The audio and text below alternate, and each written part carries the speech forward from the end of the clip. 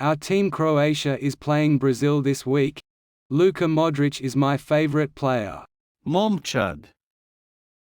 Igrač. If our defense and attack is good, we will goal. Obrana. Utakmica. Napad. Cilj. In the last game we had a penalty goal, an offside and a corner kick. Gol iz penala. S desne strane. Udarac iz kuta. If we are careful with the ball, we won't give away a free kick or penalty. Lopta.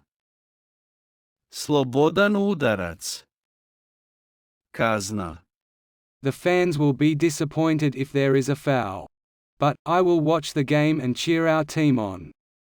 Navijača. Prekršaj. Bodriti.